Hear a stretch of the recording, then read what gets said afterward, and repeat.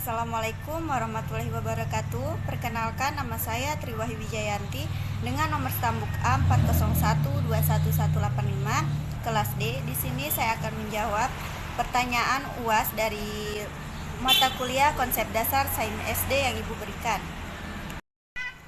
Baiklah, di sini saya akan menjawab dari pertanyaan yang Ibu berikan tadi. Jawaban yang pertama yaitu bagian A, gaya. Gaya adalah sesuatu yang diperlukan untuk melakukan usaha. Energi adalah kemampuan untuk melakukan sesuatu usaha. Bagian B, menurut Kamus Besar Bahasa Indonesia atau KBBI, cahaya adalah sinar atau terang yang berasal dari sesuatu yang bersinar seperti matahari, bulan, dan lampu. Dengan sinar memungkinkan kita untuk menangkap bayangan benda-benda yang ada di sekitar. Selanjutnya, sifat-sifat dari cahaya. Yang pertama, cahaya dapat merambat lurus, cahaya dapat dipantulkan, cahaya dapat menembus benda bending, cahaya dapat mengalami interferensi. Bagian 3, tata surya adalah kumpulan benda langit yang terdiri atas sebuah bintang yang disebut matahari dan semua objek yang terikat oleh gaya gravitasi. Bagian 4, pesawat sederhana adalah alat-alat yang dapat membantu memudahkan pekerjaan manusia. Yang kelima, perubahan wujud zat adalah perubahan termodinamika dari satu fase benda ke keadaan wujud zat yang lain.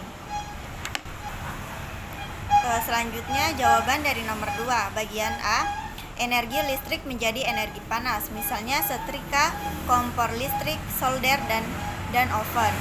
Bagian B, lampu kendaraan seperti pada motor dan mobil. Saat lampu dinyalakan, berkas cahayanya akan merambat lurus.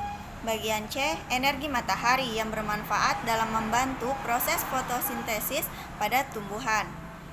Yang bagian D, katrol untuk menimba air. Bagian E, proses memasak air. Ada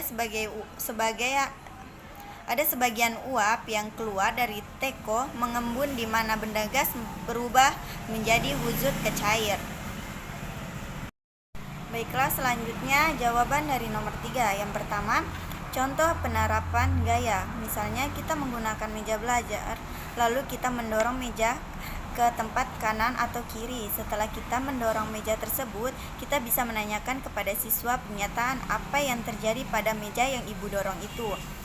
Selanjutnya, contoh penerapan pada energi, yaitu materi energi penerapannya sama dengan gaya. Kita juga bisa menggunakan bahan dan alat yang digunakan di sekolah atau bisa juga dengan memperlihatkan sebuah video yang telah kita siapkan.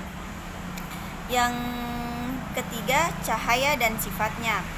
Contoh dari cahaya dan sifatnya yaitu dengan menggunakan bahan ajar seperti senter yang berada pada ruangan yang gelap, dengan menggunakan video pembelajaran mengenai materi yang dibahas, kemudian menyalakan senter ke dalam ruangan gelap dan cahaya senter itu akan menghasilkan cahaya merambat lurus. Yang keempat, sistem tata surya. Contoh dari sistem tata surya yaitu kita bisa memanfaatkan benda-benda di sekeliling kita untuk menjelaskan sistem tata surya kepada peserta didik anak SD seperti menggunakan kertas yang sudah diwarnai menyerupai sistem tata surya. Yang keempat, pesawat sederhana. Contoh dari pesawat sederhana yaitu untuk menerapkan pesawat sederhana kepada anak SD, kita perlu mempersiapkan alat-alat yang akan digunakan karena dapat mengubah arah gaya serta mampu menarik atau mengangkat benda. Yang kelima, yang selanjutnya, perubahan wujud zat. Contoh dari perubahan wujud zat yaitu dalam mengajarkan anak SD, kita memerlukan alat sederhana seperti lilin untuk pemanasan, es batu, dan juga wadah. Kemudian kita menjelaskan terjadinya proses perubahan wujud zat padat ke cair, yaitu dengan menaikkan es batu menggunakan lilin pada proses pencairan di es batu untuk membutuhkan kalor sehingga bisa mencairkan es, dan pembelajaran ini bisa menampilkan video yang bersangkutan dengan materi yang akan kita bahas. Sekian jawaban yang dapat saya sampaikan. Kurang lebihnya mohon maaf. Wassalamualaikum warahmatullahi wabarakatuh.